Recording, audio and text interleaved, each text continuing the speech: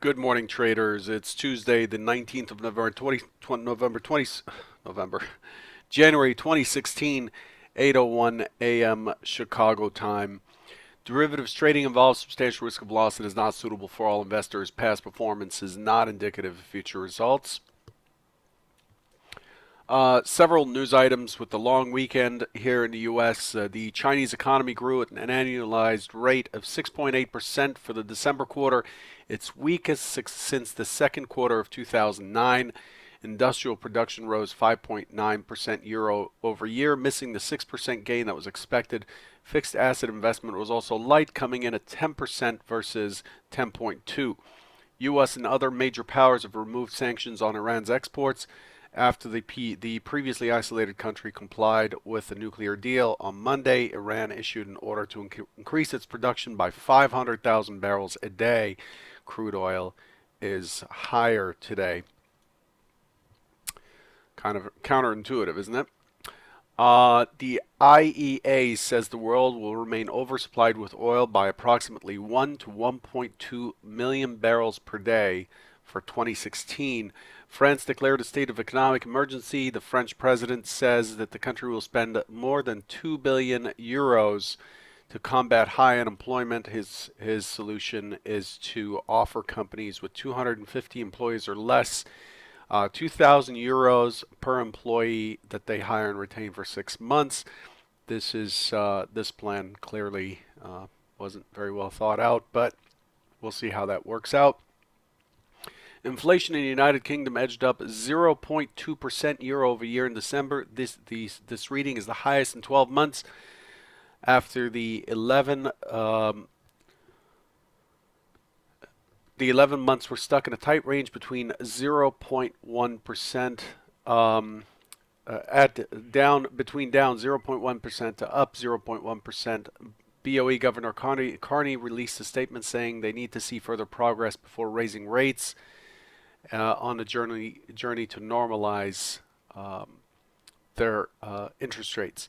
The January German zoo reading fell to 10.2 from December's 16.1, but still beat the 8.2 print that was expected. Morgan Stanley reported 43 versus 35 cents this morning, with revenues of 7.9 versus 7.56 expected billion, that is. B of A reported 28 cents versus 27 cents. Revenues at 19.5 versus 20.3. And for the rest of the week, the key items we're looking for: German PPI tomorrow, UK ILO unemployment, US building permits, housing starts, CPI, and a Bank of Canada rate decision tomorrow. Thursday, Eurozone CPI, ECP's deposit rate, margin lending, US initial jobless claims, and Philly Fed. Friday, European and German manufacturing and services PMI, UK retail sales, US manufacturing PMI, lending index, existing home sales. That's what's on deck for the week. Let's take a look at what we did on Friday and see where we are. Friday played out as expected. We had an open out of range. We did see some driving power on the open, but the market quickly turned to sellers. Friday actually pushed through to 1849 and a quarter. There's a key LVN down here at 1845 that it did not get to. Friday's shape, if you look at Friday's overall shape and the way it closed, was fairly interesting. What we have here is a market that's formed almost a head and shoulder type of formation, with the pivot point being at 1881. Friday was actually neutral. It took out the initial bounce high early, and then it broke lower in the day, and this looked like it was likely to push back to 1915 coming into today's session. We made an overnight high of 1907. The overnight profile shows a short squeeze Here's the overnight profile. Starting, of course, we scrub out or we remove all of yesterday's trading. It occurred during the holiday. So that all that trading is removed, and the volume for that trading is removed, which isn't much. And this overnight profile starts at 5 o'clock last night or yesterday, which is the opening of today's session. And you can see here we open right against Friday's close, and you know, even though we traded a little bit yesterday, you can see that the auction basically resumed exactly from where it stopped on Friday. And we have a short squeeze. This is a short squeeze profile, classic P-shaped profile. If the profile was on this side, it would look like a P, like that, a P-shaped profile with the market holding um, in the P, in the upper distribution. You can also form a P-shaped profile by trading on the high end. For example, a market that trades on the high end for a while and then falls. That is not a P-shaped. That is a P-shaped profile, but it does not indicate a short squeeze profile. This profile here indicates a short squeeze in that we have a an unfair low where the market pushes away from the bottom of the profile and then rests at the top. What we're seeing here is a very poor high at 1907.50. The point of control is up in the upper distribution. This is likely to continue to squeeze. And again, 1915, if you don't recall what 1915 is, then there's a little further studying to do on your part. 1915 has been in play for about a week and a half now. So that's where we are on the overnight profile. I'm still looking at the this area here. This 89 to 86 area is initial support. Still looking for the market. If it does test that area, I expect it to find some support there. I expect it to come in and chop around before it finds its base and goes higher in today's session. We'll watch for that. Just as in the last few weeks, overall we need to let the market set in the first 15-20 minutes. It's imprudent, in my opinion, to jump in and with a bias and just kind of punch the trade right in. It's better to just let the market set its pace first. Overall, in the big picture, we are looking for the buyers. We're looking for buyers to step in. Still, we had a balance zone here.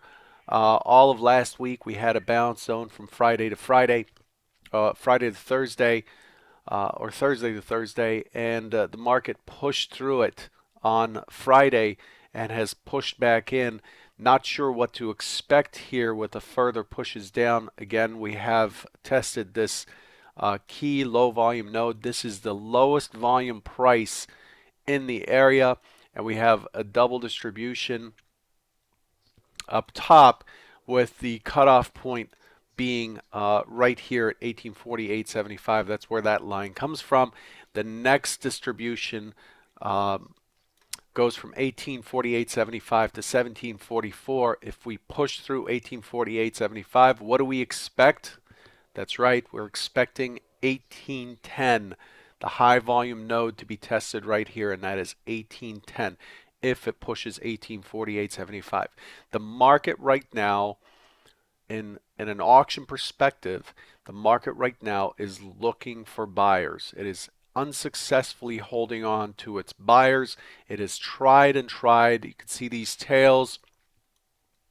It has tried and tried and is not finding buyers that are sustained and that are holding prices. And if the market cannot find buyers that hold prices, the only thing the market can do at that point is to advertise lower prices. It keeps going down and saying, okay, 1848. Anybody? 1845. No. 1820? No. 1810? Anybody? That's what it does until it does find the floor. It does find motivated buyers. Motivated buyers come in when they see that the value represents a discount versus the news or versus the situation that we're in, both geopolitically, economically, and earnings, and so on and so forth. Until that happens, we'll continue to seek, and that's why there are sayings such as the trend is your friend. The trend is essentially the market's way of seeking buyers or sellers, and it'll continue to move in that direction until it finds them. Today we have Friday left us with a basing formation. This is a basing formation here where the market tests below the lows, below the prior lows, and comes back and it closes near the highs. On Friday, the profile was fairly balanced. The value area is valid. The value area is 77.50 down to 63.50. We're opening above. We're trading at 96. So the expectation for today is for responsive selling into the 86 area. I don't expect it to get down to 81. 81 forms a better base.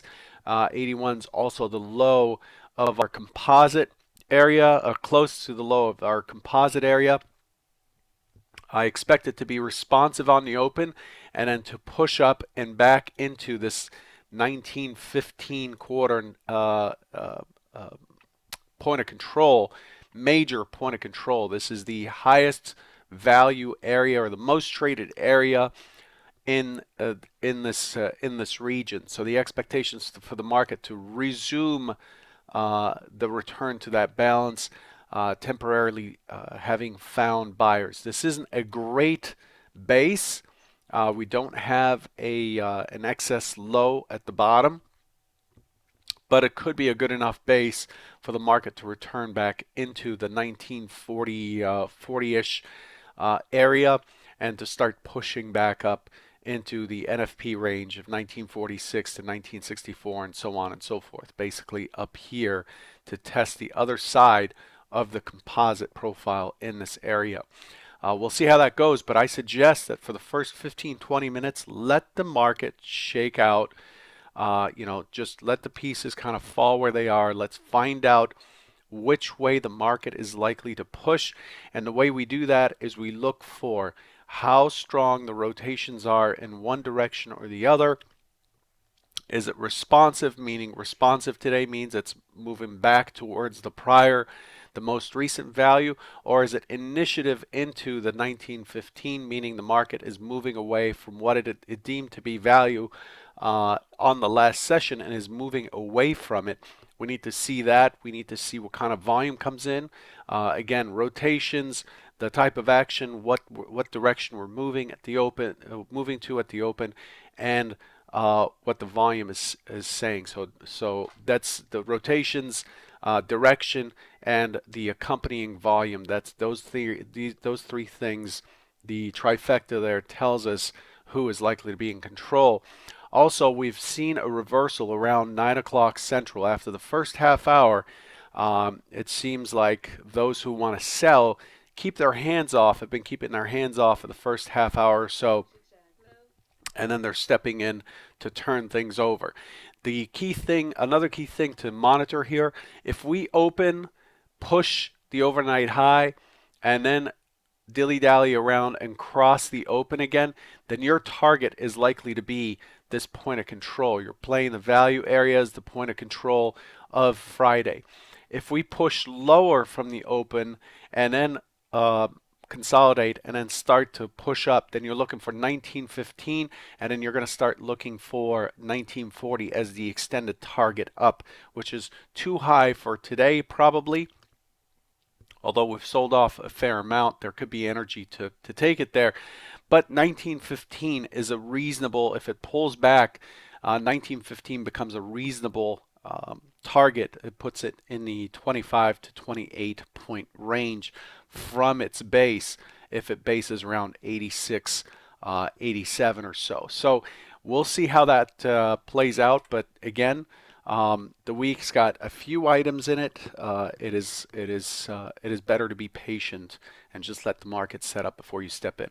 I want to remind everyone that there's a public AMA on Thursday. The AMA is being held at noon Central, 1 Eastern on Thursday. You will have a chance. There will be a form for you to submit your questions on. The deadline for your questions is going to be 10 a.m. Central, 11 a.m. Eastern. That way your questions can be organized and the webinar will not take too long, especially during the trading day, although I expect Thursday at noon to be fairly quiet. It's better to do it during the session so that we can look at live data and live action as opposed to always talking about the past. You will see a link to that on Twitter.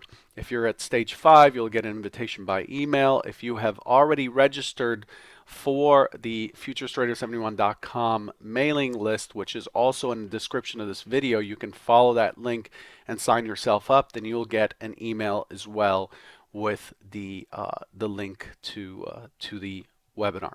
That'll go out today. I'll catch you there. Good luck, and just keep it tight. Keep your risk under control, and mark your, size your bets according to the probability that things will work out in the trade versus always betting the highest at the worst possible position, which is something that I think plagues traders all the time. Good luck, and I'll catch you tomorrow. Take care.